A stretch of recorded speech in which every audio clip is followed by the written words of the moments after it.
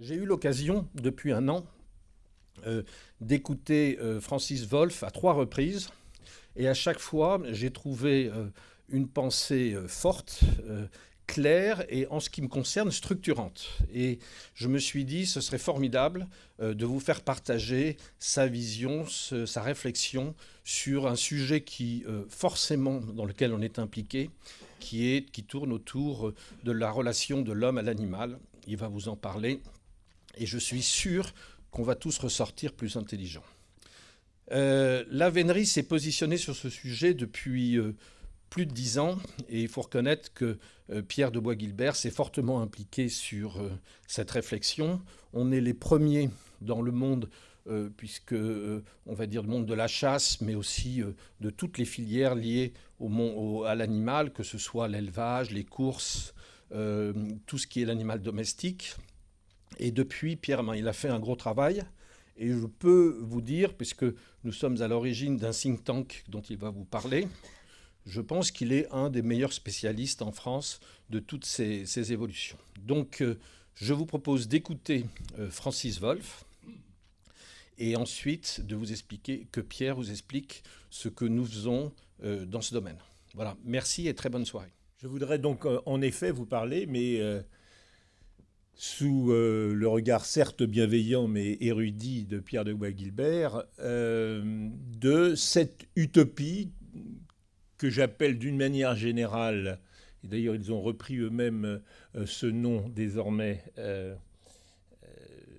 ils l'ont repris pour eux-mêmes, l'utopie animaliste. Et en quoi cette utopie nous concerne, et je nous inclus, nous, les humanistes, défenseurs d'une certaine culture de relation des hommes et des animaux.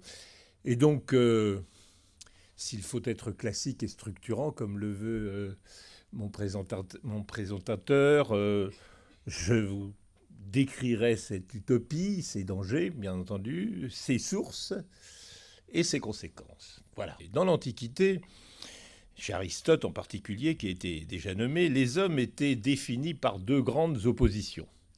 Il y avait au-dessus d'eux des dieux, au-dessous d'eux des animaux. Ce que les hommes avaient en commun avec les uns les opposait aux autres. Et ce qui les distinguait des uns les liait aux autres. Les hommes avaient en commun avec les dieux d'être rationnels, ce qui les opposait aux animaux qui ne peuvent ni argumenter ni raisonner. Mais les hommes avaient en commun avec les animaux d'être des vivants mortels, ce qui les opposait aux dieux qui sont, comme chacun sait, des vivants immortels. Il y avait donc trois sortes de faune, trois sortes de zoa, comme disaient les anciens en grec. Les vivants immortels rationnels, les vivants mortels sans raison, et l'homme, entre ces deux autres, si je puis dire, ni irrationnel comme les bêtes, ni immortel comme les dieux. Voilà qui garantissait la spécificité de l'espèce humaine.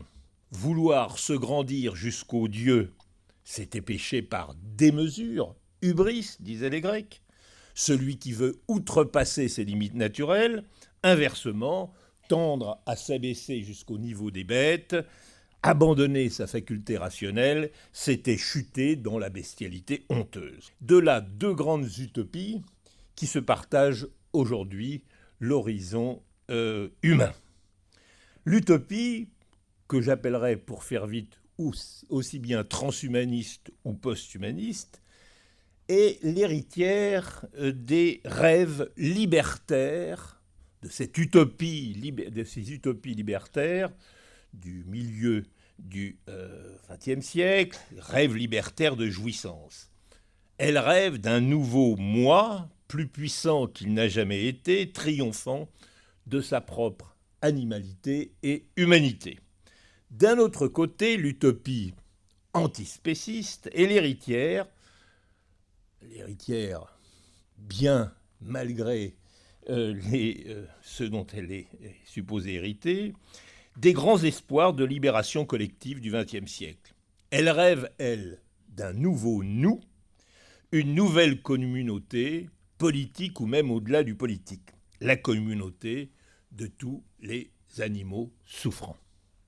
Elle se reconnaît à 3 traits que je mêlerai pour l'instant dans une espèce de figure assez générale, 3 traits qu'elle partage avec les traditionnels rêves de libération radicale.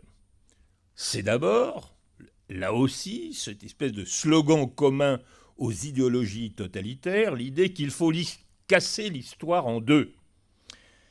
Le syntagme, on y retrouve aussi le syntagme absolutiste depuis toujours. Depuis toujours, les animaux ont subi la loi des hommes.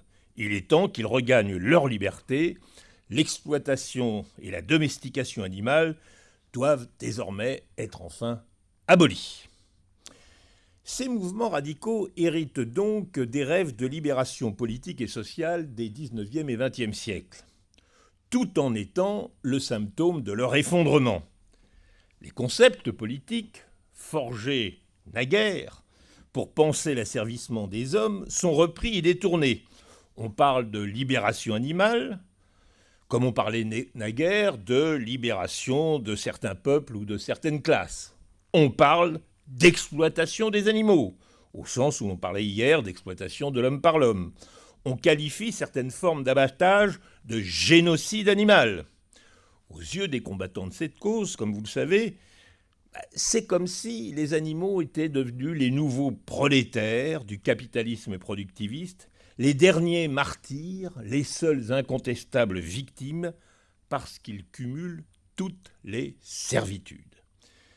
Les ouvriers en Occident étaient victimes des classes possédantes, les ouvrières étaient victimes des classes possédantes plus de la brutalité du patriarcat, les ouvriers du tiers-monde cumulaient l'asservissement aux bourgeoisies locales et au colonialisme européen ou à l'impérialisme occidental, les ouvrières du tiers-monde devaient en outre subir la violence du patriarcat de leur pays, et les animaux, eh bien depuis la domestication il y a 11 000 ans, ils sont victimes de toute l'humanité, quelle qu'elle soit, où qu'elle soit, à quelle classe sociale, à quelque pays, à quelque culture ou civilisation, ou quel genre maintenant, comme on dit, qu'elles appartiennent.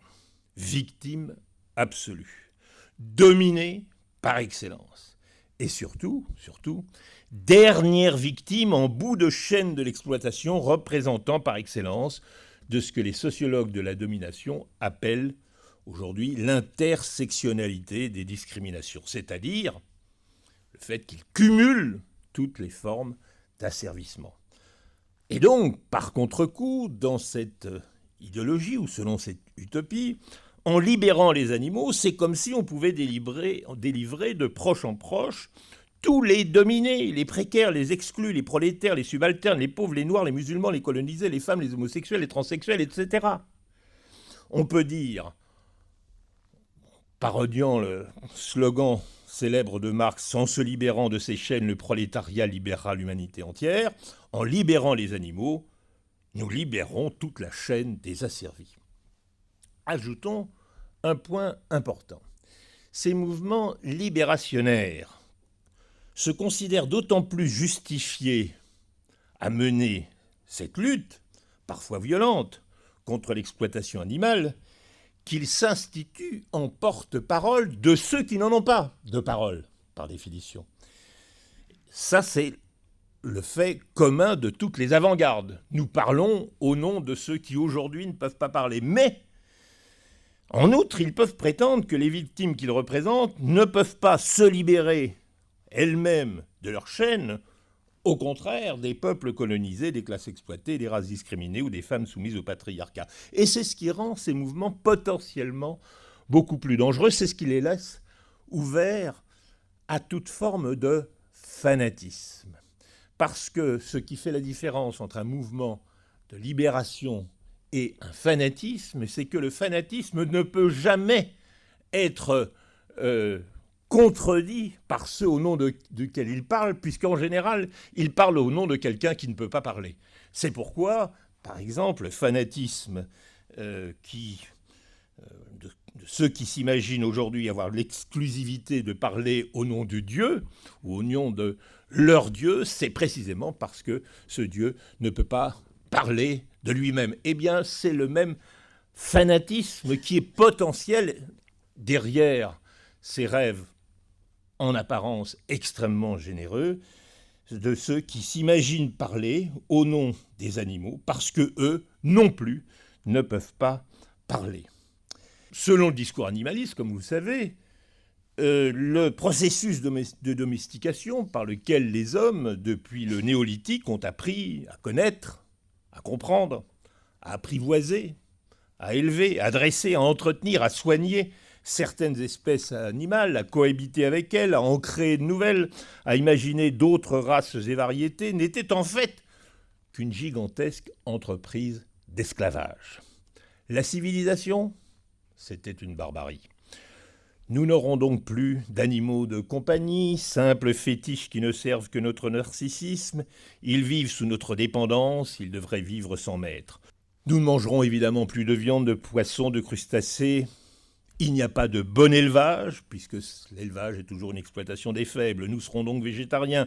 Nous n'aurons donc plus non plus de terre promise, cette terre où coule le lait et le miel, comme dit la Bible, puisque le lait et le miel proviennent de l'exploitation des animaux. Nous serons donc végétaliens, mais nous n'aurons plus non plus de peau de bête, comme nous l'apprenions dans nos livres d'histoire, de pulls de laine, de chaussures de cuir, de plumes d'autruche. Nous n'userons d'aucune manière provenant de l'exploitation animale. Nous interdirons les biberons qui ne soient pas de lait maternel. Nous serons donc véganes. Voilà la description du premier trait de cette utopie. Le second trait, c'est une nouvelle définition, comme dans toute utopie, de nouvelle définition de la communauté morale. Elle se fonde sur l'idée que nous devons former une nouvelle communauté. Non plus la communauté véritable, légitime, comme ont inventé les grands utopistes du XIXe siècle, la cité, l'État, la communauté des croyants, l'Église, le phalanstère. Non, la communauté véritable, ce n'est pas la communauté humaine, c'est la communauté de tous les vivants sensibles. Comme dans toute utopie, les membres de cette communauté sont libres et égaux. Libres de ne pas dépendre des autres et égaux, tous les individus, toutes les espèces sont égaux. Ils ont tous droit à la vie, donc toute vie animale a droit au respect. Comme vous le savez, le principe fondateur de cet antispécisme a été formulé par le philosophe Peter Singer dans son best-seller datant de dernier tiers du siècle dernier, Libération animale, dont, je résume le propos dans cette phrase célèbre, je soutiens qu'il ne peut y avoir aucune raison, hormis le désir égoïste de préserver les privilèges du groupe exploiteur, de refuser d'étendre le principe fondamental d'égalité de considération des intérêts aux membres des autres espèces. La nouvelle utopie antispéciste affirme donc « Nous ne devons pas différencier les animaux en fonction de leur espèce et du spécisme, exactement comme nous ne différencions pas ou nous ne devrions pas différencier les hommes en fonction de leur race, c'est du racisme, ou de leur sexe, c'est du sexisme. » Et il n'y a donc pas de raison de traiter différemment les animaux et les hommes. Ce serait faire preuve de spécisme, c'est-à-dire de privilégier notre espèce par rapport à d'autres. Parce qu'une commune sensibilité nous unit aux autres animaux, nous devons les traiter comme nous devons nous traiter les uns les autres. Soins, protection, sollicitude et aucune forme d'exploitation. Alors, ce deuxième trait s'alimente à ce que nous pouvons appeler la pathologie de l'égalitarisme. Nous avons appris à lutter contre toutes les formes de discrimination. C'est l'incontestable progrès moral dont il faut s'enorgueillir puisqu'il définit l'humanisme de notre modernité, l'égale dignité morale de tous les êtres humains. Mais c'est comme si cette raison égalitaire était devenue une passion incontrôlable et sans borne. Tout doit être égalisé, et d'abord les espèces. On ne doit en aucun cas, il est interdit de faire une quelconque discrimination entre les animaux. Tous égaux en tant que vivants et sensibles. Tous dans le même sac. Les homards et les chiens, les ragondins et les singes. Que veut-on égaliser et pourquoi faire ? À moins de faire de tous les individus vivants de la planète des individus libéraux, concluant une sorte de pacte social universel, dans la biosphère. Cet égalitarisme des individus animaux n'a évidemment aucun sens. Les espèces animales, en tant qu'espèces, n'ont nullement intérêt à ce que les individus qui les composent deviennent libres et égaux en droit. Les équilibres écologiques en seraient immédiatement détruits. L'animalisme, défense des individus, est l'ennemi de l'écologie, défense de l'équilibre des espèces. Quel sens y a-t-il à proclamer ou à vouloir libérer les chiens de leur maître sans lesquels ils ne pourraient pas vivre? Quel sens y a-t-il à libérer? Quelle égalité, y a-t-il entre le chat et la souris, entre le loup et l'agneau, entre le renard et la poule, entre le chien et ses puces? Et on peut continuer. Il n'y a pas d'égalité des espèces puisque, par définition, la vie se nourrit de la vie et que la vie se définit par la lutte entre les espèces. Par conséquent, il ne peut pas y avoir d'égalité entre elles. C'est un contresens. Derrière la liberté des animaux, égalité de tous les animaux, se profile, au contraire, la négation de la spécificité de la communauté morale que nous formons entre êtres humains. Le troisième trait de cette utopie est qu'elle est politique. Du moins est-elle en train de le devenir. Les théoriciens, désormais de l'animalisme, réclament, comme vous le savez peut-être, des manifestes circulent. Un livre philosophique récemment traduit en français de Kim Lika qui s'appelle Zoopolis, une théorie politique des droits des animaux, réclame désormais, et cela commence à transparaître dans les mouvements animalistes, la citoyenneté, et dans les articles de presse, la citoyenneté pour les animaux domestiques et la souveraineté pour leur territoire, pour les animaux sauvages. Et certains partis animalistes européens commencent à réclamer la sécurité sociale pour les animaux. Cette troisième caractéristique de l'utopie animaliste, comme la plupart des utopies, s'appuie sur une définition ou une redéfinition de l'humanité. Mais c'est une redéfinition forcément contradictoire. L'homme, vu par l'animalisme, est à la fois un animal semblable à tous les autres et un animal opposé à tous les autres. D'un côté, on affirme aucune différence essentielle ne nous sépare des bêtes. Nous sommes des animaux comme les autres. La continuité homme-animal justifie l'élargissement du nous à d'autres espèces, c'est l'antispécisme. Mais en même temps, on affirme l'homme n'est pas un animal comme les autres, puisqu'il est le bourreau des autres animaux. C'est pourquoi les êtres humains, au contraire des autres animaux, doivent s'imposer de respecter les droits des autres animaux. L'homme est un animal comme les autres, d'où l'antispécisme. Justement, au nom de l'antispécisme, l'homme ne doit pas se conduire comme les autres animaux se conduisent vis-à-vis des autres animaux. Y compris ce raisonnement qui, forcément, se mord la queue. Comment en est-on arrivé là? Il y a beaucoup de facteurs historiques, culturels, etc., sur lesquels on pourra revenir si ça vous intéresse. Je me contenterai de marquer les facteurs les plus clairs et les plus récents. Facteur réel et sans doute essentiel, c'est sans doute une bienheureuse prise de conscience par les opinions publiques de la nécessité de défendre le bien-être des animaux que nous élevons pour notre alimentation ou nos usages. Il faut le dire avec force, et si nous ne le disons pas, eh bien, nous risquons évidemment de tomber dans le piège. La modernité économique et technique a entraîné une incontestable dégradation des conditions d'élevage de certains animaux destinés à la consommation humaine, notamment porcs, veaux et poules, en les réduisant souvent à l'état de marchandises ou à de vulgaires machines à produire de la viande et des déjections. Cette marchandisation du vivant, conséquence directe du cercle vicieux du productivisme, dont les éleveurs sont plus souvent victimes que coupables, a fort légitimement ému les opinions des pays européens, occidentaux plus généralement, grâce à la mise au jour de quelques scandales aisément médiatisés. C'est vrai qu'il y a là une chosification contre nature de certaines espèces animales, traitées comme des objets dépourvus de vie et de sensibilité, sans autre définition, sans autre valeur que leur destination matérielle. Toutefois, comme un poison engendre parfois un contrepoison aussi nocif au lieu de produire son antidote, la même modernité a engendré une personnification de l'animal. Et c'est la deuxième source de l'animalisme.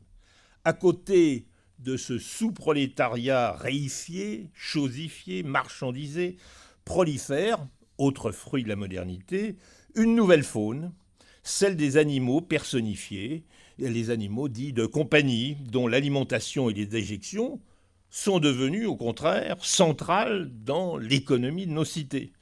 La croissance de l'urbanisation en effet perdre aux populations tout contact avec les bêtes sauvages domestiques.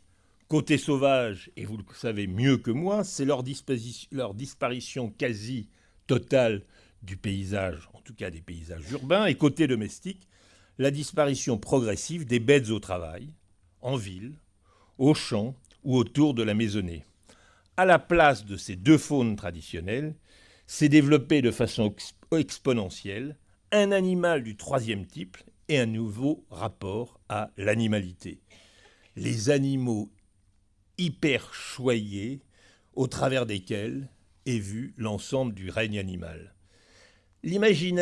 Dans l'imaginaire contemporain, l'animal n'est plus ce qu'il était dans l'imaginaire classique ou dans l'imaginaire traditionnel. Il a cessé d'être un objet de frayeur, de convoitise, de sacrifice, de culte, d'admiration, de rivalité, de collaboration dans le travail, d'hostilité dans la lutte des espèces. C'est d'un côté la victime absolue des élevages productivistes, ou de l'autre côté, c'est le membre de la famille. Nos contemporains ont oublié la lutte ancestrale contre les espèces nuisibles, pensons aux décimeurs de bétail, aux criquets destructeurs de récoltes, aux rats porteurs de peste, voire aux ragondins, espèce aujourd'hui proliférante parce qu'elle n'est plus régulée par ses prédateurs naturels et qu'elle est nocive pour de nombreux écosystèmes, mais dont le sort semble parfois émouvoir davantage l'opinion que celui des paysans. Pour la première fois de l'histoire et des rapports des hommes et des animaux, nos contemporains citadins n'ont plus affaire qu'à des animaux mascottes qu'ils élèvent pour qu'ils ne fassent rien, simplement être là, rester sur le canapé du salon et échanger avec leur maître caresses et affection. L'animalisme est la conséquence de ce prisme affectif qui implique un appauvrissement des affects qui nous liaient à la diversité des espèces. Dernier point, plus rapide, conséquences. Alors bien entendu, les conséquences seraient très nombreuses, jusqu'à la quasi-interdiction récente des delphinariums. Demain, les zoos, les cirques vont fermer, et puis corrida, la chasse, etc. Je voudrais prendre simplement un exemple qui est déjà effectif des contradictions dans lesquelles commence à nous mettre la notion qui est au centre de l'animalisme, c'est-à-dire cette notion creuse, contradictoire, comme je l'ai dit, d'animal. Et par exemple, la prétendue définition de l'animal en général comme être sensible, comme vous le savez, qui a été récemment introduite à la demande des défenseurs des petits chiens et des petits chats. Donc, à qui on expliquait que le droit français les considérait comme des meubles, ce qui est évidemment un contresens juridique. Alors, supposons en effet qu'on se contente, dans le droit français, de définir les animaux comme des êtres sensibles. Alors, voici ce que j'appelle le nouvel apologue du loup et l'agneau. Situons cet apologue quelque part dans le Mercantour. Des loups, qui sont incontestablement des êtres vivants sensibles, souffrant de la faim, attaquent des agneaux, qui sont eux aussi incontestablement des êtres vivants sensibles, souffrant d'être mangés. Que faire face à ce conflit de sensibilité ?